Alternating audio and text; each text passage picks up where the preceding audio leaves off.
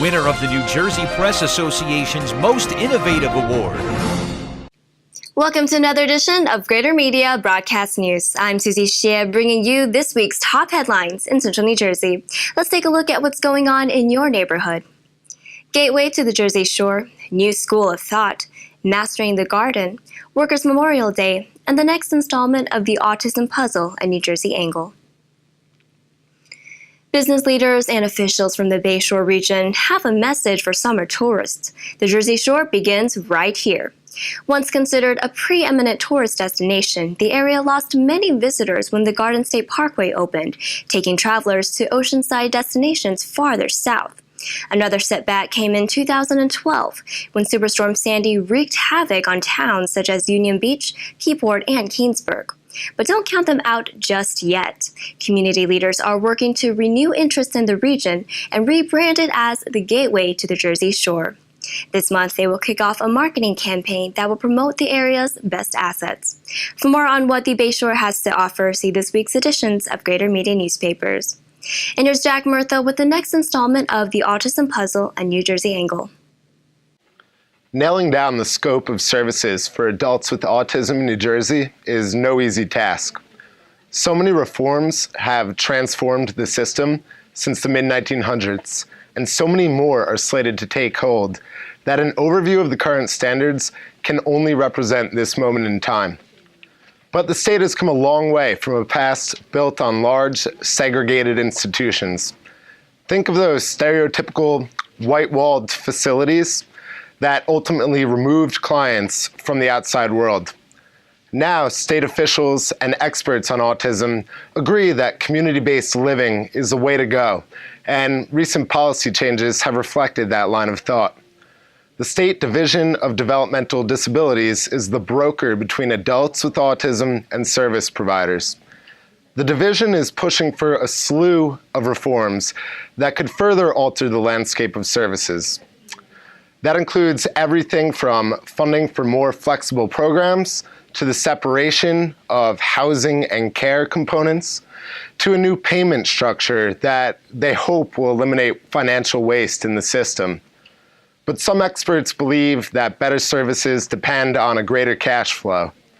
They say politicians and the public must recognize that these services need more funding in order for people with autism to thrive in our society. Others say the complexity of the system itself, which changes dramatically from early childhood to one's school years to adulthood, must be made simpler in order to smooth those transitions. To read our fifth story in the Autism Puzzle, a New Jersey angle, pick up this week's edition of your local paper or go to gmnews.com/autism. And here's Mark Rosman with more headlines. Manalapan Township residents who were hoping to hear testimony on an applicant's plan to build a crematorium on the grounds of the old tenant cemetery were disappointed last week. A planning board hearing that had been scheduled for April 24th was canceled and testimony was not held. Earlier in the week, at a meeting of the Manalapan Environmental Commission, issues were raised about that application, which will cause additional work to be done. Now, the project is scheduled to return to the Environmental Commission for a meeting on May 19th, to be followed by another appearance before the Planning Board on June 12th. Some testimony was taken back in March, but residents have not yet had a chance to address the application. They are hoping to do so at upcoming meetings. You can read the story in the news transcript. And here's a roundup of headlines from this week's papers. A bipartisan group of local and state officials is seeking access to more than $150 million in affordable housing trust funds. They hope to transfer these quotas to aid reconstruction in Sandy-impacted towns. It's time to spruce up that garden. To help you do this, Rutgers Master Gardeners will host its annual plant sale this month. Workshops and presentations will be offered. Grounds for Sculpture will open one of its largest and most significant exhibits this weekend, a presentation of work by its founder, Stuart Johnston. The exhibit will feature more than 150 sculptures from this Sunday through Labor Day. Middlesex County officials met recently for a solemn ceremony to recognize those who have been injured or killed on the job.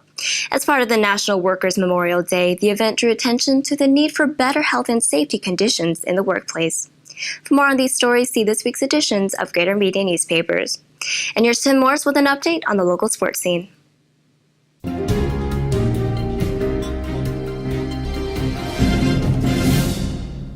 This week, we take another look at the Brookdale Community College softball team that will begin defense of its Region 19 championship on May the 3rd against Ocean at Middlesex Community College in Edison. The Blues are 36-7 and ranked number 1 in the country. They are again the team to beat. After a 2-4 start, head coach Bo Scanapico's Blues reeled off 30 straight wins to climb to number 1 in the country, and they head into the region tournament hitting on all cylinders. It all starts in the circle for Brookdale with Sam Hosey. She's simply been dominating. She concluded the regular season with a 16-0 record and 0.29 ERA by overpowering hitters.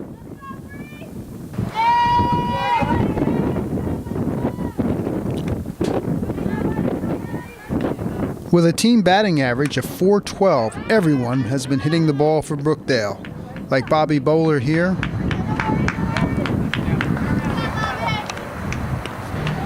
and Alexandra Clayton here. Smacking this triple.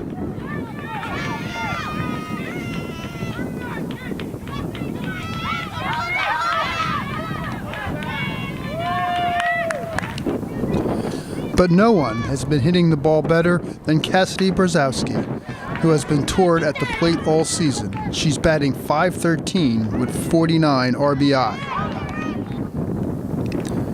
Brookdale proved that it can play small ball when it has to as well. Of course, there's always the long ball, as Crystal Pearson demonstrated here with this home run in a doubleheader sweep of Bergen.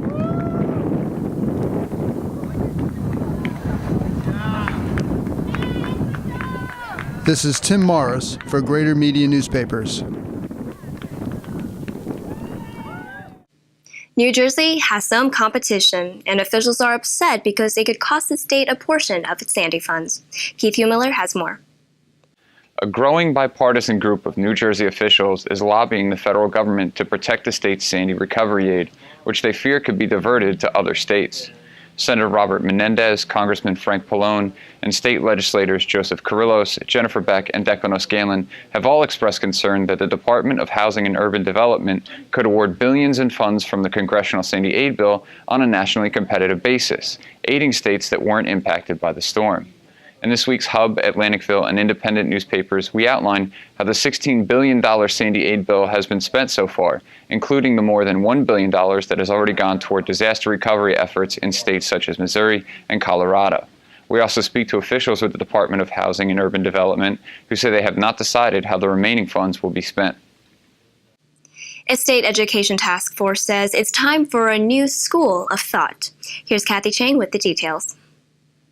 Education officials came together last month to discuss a report by a special education task force of the New Jersey School Boards Association.